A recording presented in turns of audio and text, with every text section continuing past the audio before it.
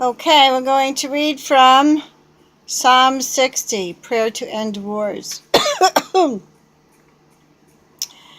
You have rejected us, O God, and burst forth upon us. You have been angry. Now restore us. You have shaken the land and torn it open. Mend its fractures, for it is quaking. You have shown your people desperate times.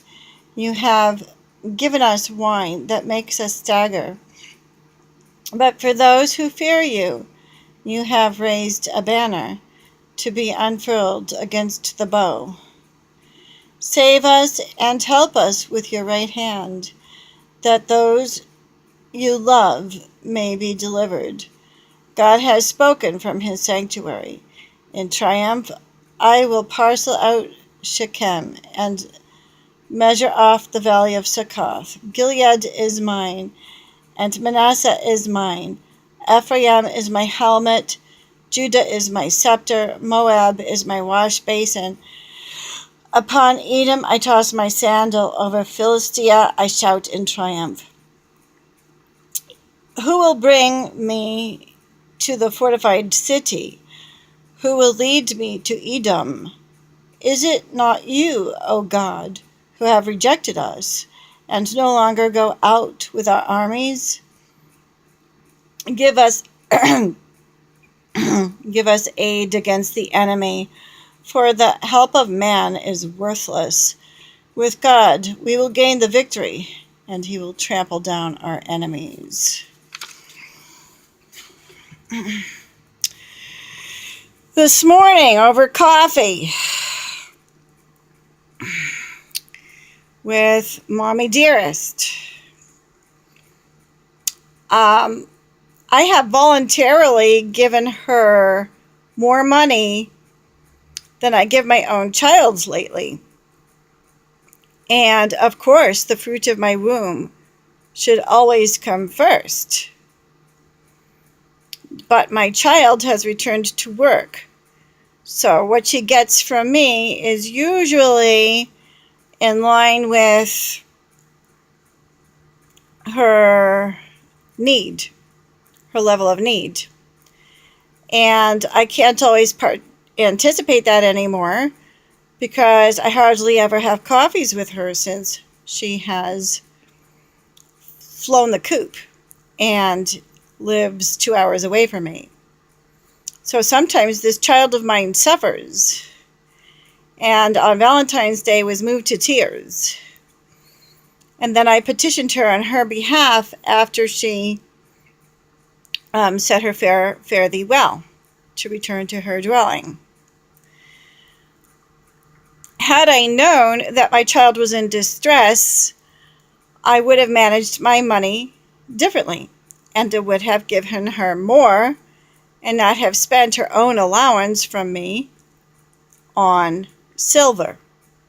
So I basically made her buy her own Valentine gift because I scrimped with her where it came to cash, and she needed the cash more than she needed the silver. Had I known that, I would have managed my monies differently, and I would have given her more in cash. So she, instead of, when she went into the next room to see how much was in the envelope, came out in tears and was polite about it. And after she left, I interceded for her with her grandmother. Grandmother was, to my knowledge, unmoved and not letting go of any money for her. So the child didn't get as much in cash from me, but had returned to work anyways. And then she lost her stipend from the government, which she had acquired temporarily for workers' disability. So she had more recently lost her compensation from the government because after 9 months of working upon her program, she is due to lose it. And this is because she was working full-time. Had she not been working full-time, she could have kept the stipend from the government indefinitely.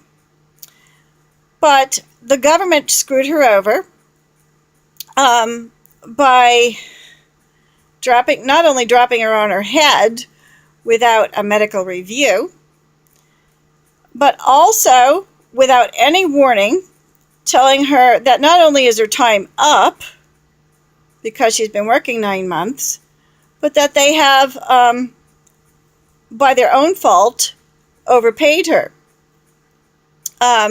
because they have determined that she has been working longer than 9 months, and therefore her disability ended without a medical review, just because she's been to work full-time longer than 9 months by their estimation. Although she stops and starts and stops and starts her places of employment, as was the original reason that they put her on the disability program in the first place, because she tends to stop and start and stop and start in her efforts to be employed. She's inconsistent with her ability to hold down a job due to her personal medical situation. So without medical review, they dropped her on her head and decided she owes them. And they want her to pay back thousands of dollars because she is a few months overdue in their estimation for stopping the program of returning to work full time. Now, this they decided without medical review. And so I said, well, I did write on her behalf and told them that they are in violation of human rights. But I didn't say it all over Kingdom Come. I didn't get the senator involved like I would have in the past. I had to go over this child's head anyways, even though she's, of age to resist that. I did anyways. She had me down as some type of a witness. And so they initially listened to me, even though I didn't, I don't remember exactly what it was, but I remember feeling like I was going over her head in order to get her the disability compensation in the first place. And so I kept going over her head to make sure that her grandmother didn't move in on her money for the lump sum. Somehow, as it turned out, that it wasn't her psychiatrist or medical doctor that required or gave any kind of inclination that she needed her money supervised. Turns out. Now, they were under this belief for a long time. So who but who would have given this type of inclination then? The one interested in her money. Her grandmother. And so I don't know if I didn't know at the time whether she was, just greedy and interested in her money and interested in flaunting her money because it makes her feel powerful to be in control of other people's budgets.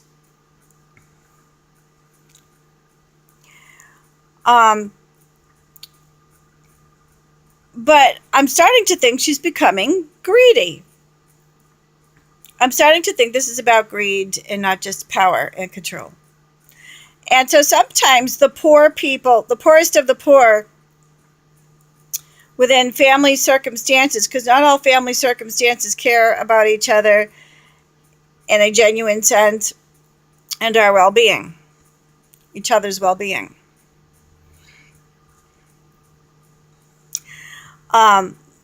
Because they're into power, they're into status and hierarchical status within their family systems, and they need submissive wolves within the wolf pack. That means they need to keep some of us within the wolf pack hurt, suffering, sick, and hungry. Not dead. If you study wolf packs at all, there's an alpha wolf and it's wolf pack, and they will torture and starve the one selected to be belly up submissive wolf. But they will not kill that wolf. They just need that wolf to remain hurt, suffering, belly up submissive wolf. So they keep it suffering, they keep it bullied, practically neglected, and starved. And it's allowed to kind of crawl along behind the rest of the pack. So anyhow, my daughter has not been primarily treated this way. I have been. I don't look like I have been because I'm chubby, but I mean, the reason I'm chubby is because of food pantries. I think that I would look like I was starving. Were it not for food pantries, I wouldn't have food. And there's money in my family.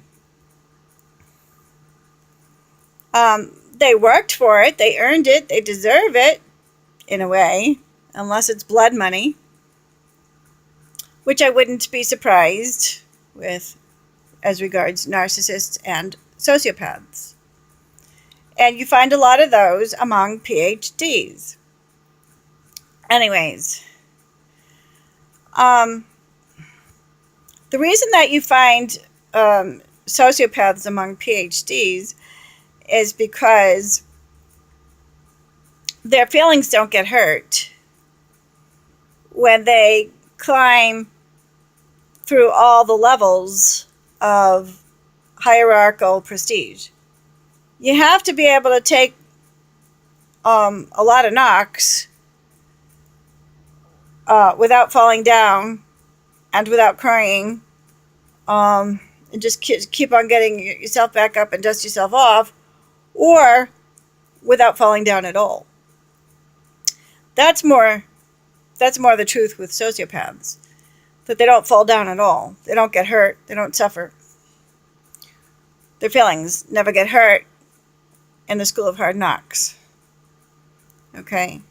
They're made of brick. Now, with somebody borderline, okay, like I had said she was, they do suffer. They suffer sometimes over nothing. And the same with the narcissists. Until you get higher and higher throughout the narcissistic spectrum. To the point where you're now a psychopath or sociopath. Psychopaths are usually born, that is to say, that the narcissistic injury happened very early on, whether in toddler years or in utero. Something went wrong. Perhaps the mother was upset and caused bad chemicals to enter into the brain of the fetus or the toddler or what have you. They are not necessarily conscience dead or feelings dead or emotions dead, or they're not necessarily artificial intelligence right away. It could escalate, which makes more sense to me that it escalates down the spectrum the longer you've been here on Earth. And more importantly, the longer that you've been succeeding within society. So is it fair to say that society actually creates the level of narcissistic injury by necessity for survival, for business management, And society, therefore, creates sociopaths. Society does this. Society creates narcissists. Society creates sociopaths. Of course, if you maintain a borderline status, then you're not part of the societal mainstream. But you can be, to some degree, or to a higher degree, I want to say to a higher degree, a narcissist, and therefore sociopath, and be part of the mainstream society in the business world. If you were to a lower degree a narcissist, I want to say, you would be actually showing more signs and symptoms of real sickness and an unstable personality. So you therefore would not be mainstreamable because you still have feelings. Do you understand? So anyhow, over coffee this morning, I let her know I'm getting tired of dishing out all this money to her for loans, small loans that I've taken from her to for one reason or another. And she's got a column of different things that I owe her on. Now, I will, since the bill comes to her for the insurance, because there are other things on her insurance besides the car, I'll continuously, I don't know if I made this clear to her, this could be one of the reasons that she kicked in her heels, but I don't know if I really want to give her the benefit of the doubt. I'm really thinking that she's just a freaking narcissist, okay? And, of course, any bill that's regular and that continues to come in, I'm going to pay. But I said to her, on these other things, and this is what I meant if I didn't say it, things that I owe that are arrears, things that I have owed her on, since I've made a big dent in them already, I'm just going to press the pause button on that. Come time, my daughter needs my help.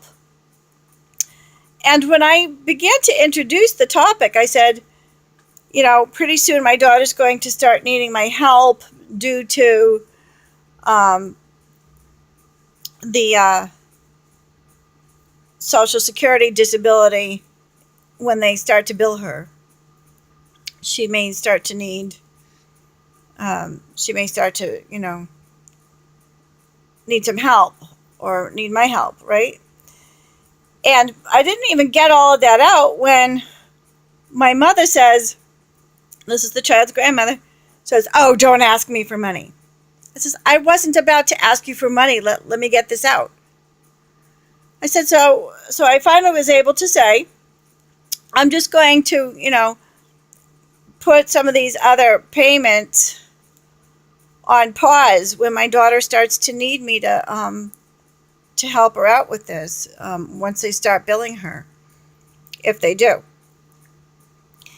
And she responded as though I were asking her permission. And she says to me, I don't know, I'll see. Okay, we'll talk about that at the time when the time comes. Because you promised me that you were going to pay me back. I says, I am going to pay you back. I'm just talking about putting these things on pause when my daughter is in trouble and needs my help. And she says, we'll see. We'll talk about it then.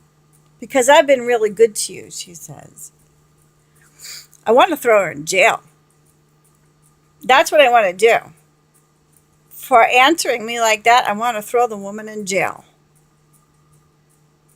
Basically, this woman is a murderer. She's a bloodthirsty murderer. And the reason, I feel that way is because of her narcissism. All right? Not only narcissistic, but also a sociopath. And you could apply those terms to human beings when they're behaving in a way that is normal for the wolf pack. She's a dog. She's an alpha dog. She loves rubbing it in my face when she does this for herself and that for herself and this for herself and that for herself. And she should really do more for herself. Always, always, always. And what do? You're witnesses to this, audience, if you're seeing this at all. What have I done every day of this whole friggin' summer? This is what I do. I'm sitting here like a woman that you would think were not for the visual, you would think would be 90 years old for doing nothing with her life other than sitting here and making videos. And this has been the story of my life, if not in the form of videos, then in journals, which I had burned. This is what I do with my life. Why? Because of narcissistic abuse. Because of sociopathology. She tricked me into leaving a supportive, extended family situation where I would have raised my child on a farm, and the baby would have had little animals to play with, horses and sheep and bunnies, and she would have had lots of people in the family situation, including other children, on a regular basis, on a daily basis. And above all else, her mother would have had other adults, her peers, people in my own peer group to talk to on a daily basis. And she used the old friend, the old narcissistic friend next door, to encourage me to move back home. Friend feigned that she missed me, wanted me to move back home. And my mother also paid me a phone call, begging me to come back home and giving me this, "I love you," which was so incredibly, it sounded like a psychopath saying that. And I didn't fall for that typical statement of, I love you, I love you, right? I didn't fall for that, but I let her think I did. Why? Because my grand aunt told me that if you do not make things right with your mother, your ego will never heal. And so I unfortunately recognized that statement that my grand aunt had made. And I took that to mean that I'm supposed to move back. And my mother kept me in complete isolation. She said she wanted to help me toward independence. And so she had the garage transformed into an in-law apartment, which would never pass housing standards unless you're blood related to this miser. And so she thinks she did such a wonderful deed by creating a torture chamber for me and my daughter to live in. And the thing is that she always claimed that I have the rest of the house, that I had access to the rest of the house, and that therefore she didn't build me a torture chamber because I had the rest of the house. Where I was under threat of adolescent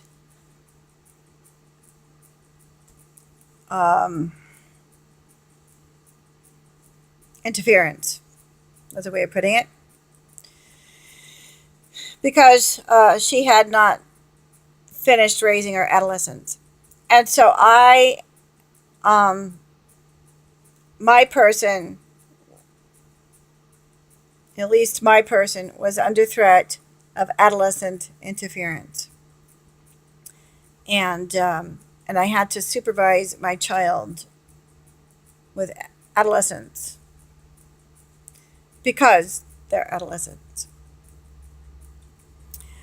But I was the one that was in graver danger because there were some jealous adolescents or angry adolescents that wanted to scapegoat upon me for the anger with their narcissistic mother. They would scapegoat upon me. I'm going to say they, because some of them, they were accessories. They supported the one that was scapegoating. And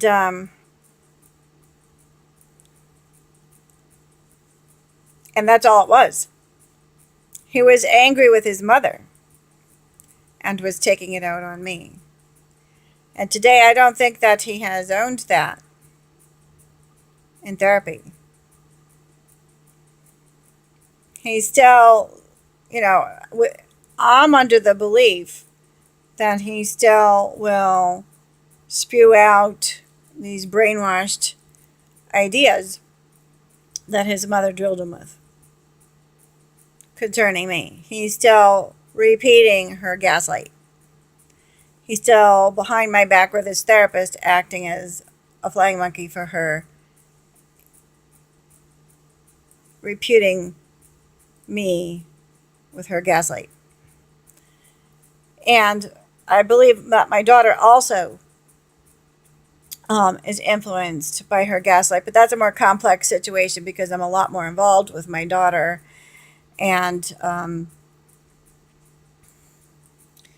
I certainly have set a very negative example of borderline for this poor baby of mine.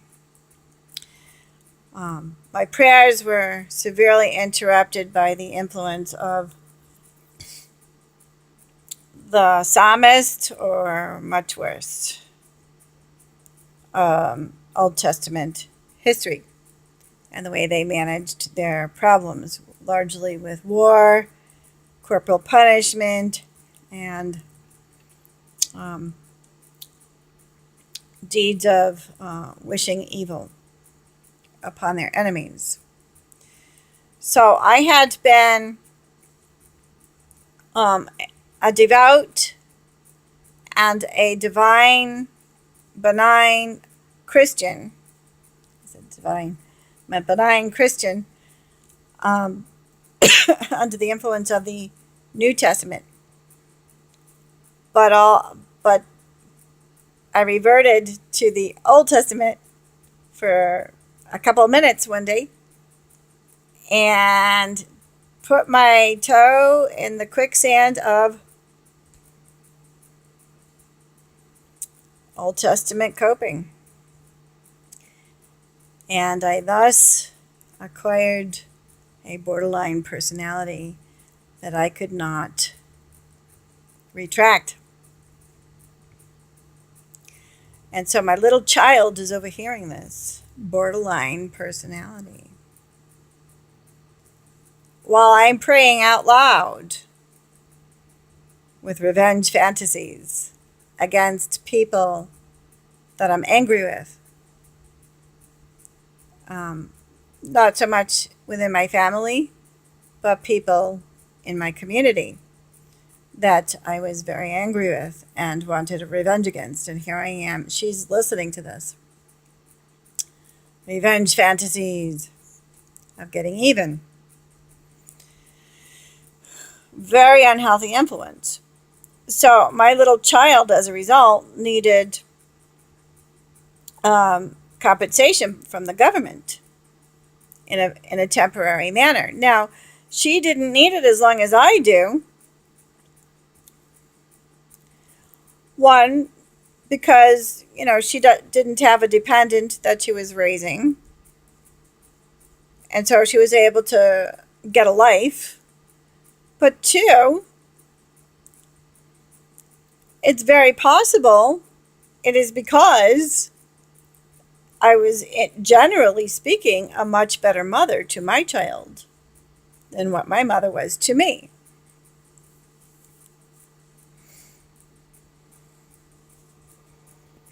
Now, my sister wrote a book called Eating to Lose, wherein she describes her mother's behavior and just how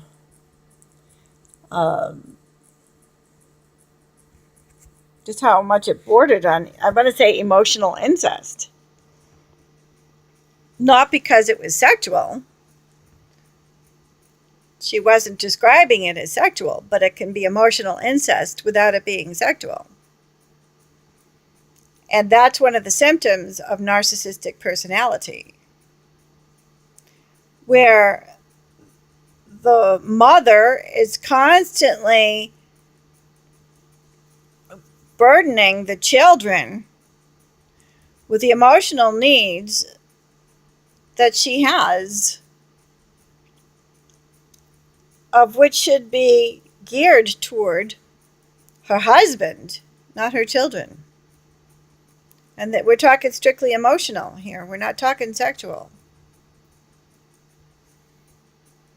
Despite the fact that she was not properly dressed around us. Other than for that, she just was an emotional basket case.